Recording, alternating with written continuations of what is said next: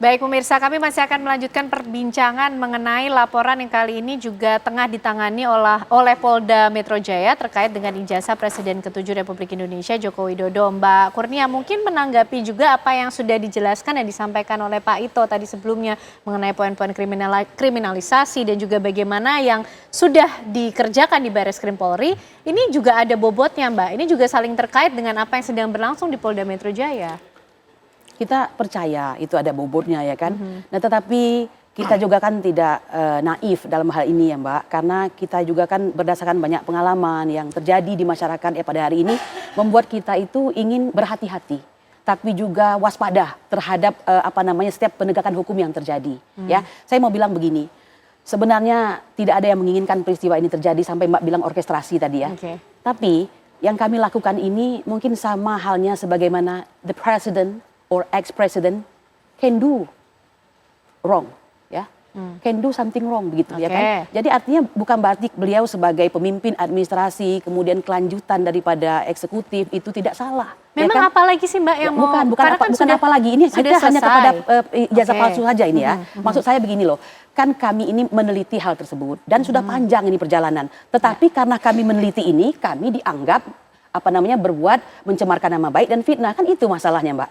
Nah makanya saya bilang kita punya berapa waktu ini untuk menceritakan semuanya, ya. Karena terus terang saya juga mau mengcounter apa yang disampaikan oleh Yakub Hasibuan sebagai salah satu daripada tim kuasa hukum Pak Jokowi yang mengatakan kami sudah 3 kali menang. Bahwa kami ini harusnya begini-begini itu tidak benar, ya kan? Nah, saya ingin mengatakan sulit mendapatkan keadilan bagi orang yang namanya rakyat kecil.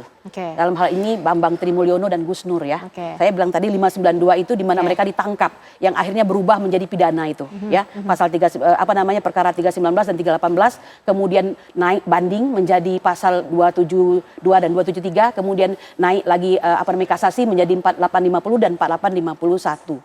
Mbak Kurnia gini, kalau ini untuk tujuan akademis kemudian meneliti apa yang sudah terjadi, memang tujuan akhirnya apa Mbak Kurnia? Sampai mana nanti? Mbak, ijazah itu adalah bentuk penghargaan kepada seseorang yang sudah belajar.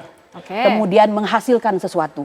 Itu dalam rangka apa? Menghormati akademisi, menghormati pendidikan, dan tentu saja menghormati lembaga kepresidenan. Mengapa orang bisa menjadi presiden? Ada syarat, bukan?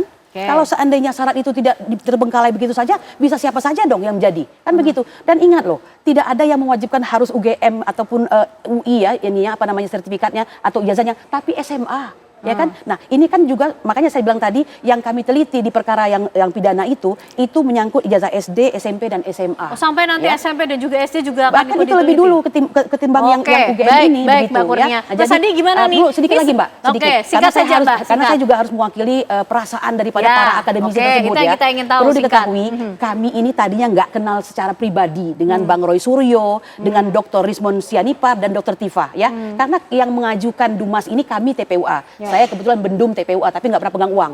100 rupiah pun nggak punya, ya kan? Nah lalu kami mengajukan diri untuk datang ke UGM ya dan juga datang ke Solo. Suratnya 2 kali sampai Pak Jokowi menyetujui untuk menerima kami. Jadi itu diterima secara formal baik, Mbak, nggak ada masalah apa-apa. Justru kita tangkap poinnya. Setelah itu kenapa kita dilaporkan? Kita tangkap poinnya, Mbak Kurnia. Mas, ini untuk ya. tujuan akademis, untuk kepentingan dan kehormatan akademis, universitas dan lembaga pendidikan begitu. Tapi kayaknya masih panjang, Mas Andi, karena ada SMP dan SD juga yang ingin kemudian dikaji begitu yang ya, sudah Mbak berlalu. Sudah berlalu. Saya bilang tadi apa yang dikatakan Pak Jokowi nanti setelah itu akte kelahiran, SIM dan sebagainya kan begitu. Ya, artinya ini sampai kapan? Kan kita buat sampai pertanyaan besar ya. Apa sih tujuannya? Apa sih motivasinya gitu loh. Ya, kalau mau mengatakan saya akan mengecek semua, tinggal tanya aja SD-nya misalnya. Benar nggak? Benar. SMA kemarin kan dijelaskan semua, ada buku induknya. SMA 6, ya kan? Kemudian ke UGM. Ya, yang mengeluarkan ijazah itu ada institusinya. Kalau teman-teman ya genit-genit dikit lah ya mencari celah-celah itu biar bagian untuk mendiskreditkan Pak Jokowi, ya monggo-monggo saja. Dan itu punya hak beliau untuk melaporkan ini. Karena apa? Memang ya beliau ini jadi nggak nyaman. Ya kan? Jadi laporan-laporan ini juga muncul karena ketidaknyamanan Pak Jokowi. Bayangkan kalau kita terus dihajar terus ya, kita sudah rakyat biasa sampai keluarganya ya diulik-ulik terus, digoreng-goreng terus. Kan terbukti nih beberapa Ya, terbukti kan? Itu omong kosong semua. Coba KKN. Bang Rismon, ya kan, Bang Rismon mengatakan 2 tahun 2000, baik. Ya kan, ternyata apa? Tidak ada yang tahun 54, kemudian berjalan terus pemeriksaan. kedaulatan rakyat, ya kan, siapa Dokter Tifa, mungkin kliennya Ibu, ya kan, mengatakan tuh, ya sampai Pak Arianto dibully itu kan, itu adalah puasa ini rekayasa dari Kabar Reskrim, rekayasa dari Polri, ini luar biasa nih fitnah yang terjadi. Akhirnya terbukti kan di kedaulatan rakyat. Ternyata itu puasa 18 Juli 1980. Ada juga nama Joko Widodo nomor 14. Ini kan membuktikan membuktikan apa yang dikatakan oleh Dokter Tifa, Dr. Rismon itu adalah omong kosong buat saya. Baik Mbak Kurnia, ini laporannya sudah ditangani Polda Metro Jaya, lalu meresponnya seperti apa Mbak? Karena tidak menutup kemungkinan mungkin ada pihak-pihak dari Pak Joko Widodo yang nanti ke depan juga tetap merasa tidak nyaman dengan apa yang dilakukan oleh klien Mbak Kurnia begitu. Sebelum saya jawab, apa yang disampaikan oleh Mas Andi. Mas Andi itu tidak benar ya. Karena itu harus saya Bagian bantah. mana yang tidak benar Mbak Kurnia? Hampir keseluruhannya itu tidak benar karena Dr. Rismon sedang rajin-rajinnya sekarang mencari bukti-bukti karena sampai menemui Pak Kasmujo ke tempat KKN Pak Kasmujo sudah terjadi di situ kan sendiri bilang bukan pembimbing akademik bahkan bukan pembimbing skripsi. Itu mau diapakan coba? Justru kami itu berharap pihak kepolisian ini hal-hal baru seperti ini tolong dong Pak. Ya, masa kalau kami rakyat kecil yang minta tidak diperduliin, tetapi kalau Pak Jokowi minta langsung ditangani kan begitu. Ini perubahan-perubahan ini harus harus disikapi kan begitu ya. Nah, tadi apa pertanyaannya terakhir? Respon yang Mbak, karena kemudian mungkin saja ada lagi pihak-pihak yang melaporkan karena merasa tidak nyaman dengan apa yang dilakukan klien. Jangan pernah menganggap bahwa kami ini kurang kerjaan, meneliti ini, meneliti itu. Kalaupun diteliti, tidak ada pasti ada kaitannya dengan kepentingan daripada membuat terang peristiwa itu sendiri. Jadi bukan kurang kerjaan gitu loh Mbak. Membuat terang peristiwa itu sendiri. Membuat terang peristiwa itu ini penting sekali. Tidak boleh ada kriminalisasi terhadap akademisi maupun aktivis di negeri ini. Mereka pengemban daripada pelaku undang-undang itu sendiri. Semua punya hak yang sama di mata hukum. Maka Pak Ito untuk membuat terang kasus ini ke depan proses hukum seperti apa yang akan dilihat oleh publik Pak atas kemudian kalau kita bilang sudah gaduh begitu, sudah menjadi konsumsi publik mengenai permasalahan kepemilikan ijazah Pak Jokowi ini Pak Ito. Iya, saya ingin mengingatkan lagi seperti Bang Andi tadi bilang, ijazah ini adalah produk dari lembaga. Kalau ada cacat yang ditanya kenapa lembaga mengeluarkan ijazah ini, kecuali lembaga mengatakan bahwa ijazah itu adalah bukan ijazah yang dikeluarkan oleh UGM.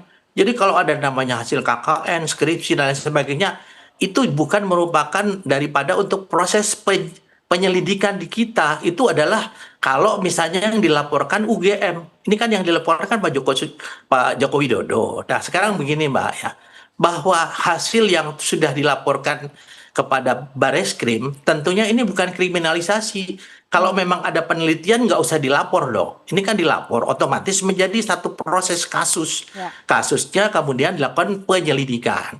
Di dalam KUHP pasal 109 ayat 2 disebutkan polisi itu memiliki kewenangan untuk menerima laporan, melakukan penyelidikan dan menghentikan penyelidikan atau penyelidikan apabila tidak ditemukan alat bukti atau bukan tindak pidana. Itu ada penghentiannya juga bukan sembarangan. Dan sehingga jangan lupa, kalau lihat criminal justice system, sistem peradilan pidana, di polisi itu bukan memberikan satu kepastian hukum, bukan.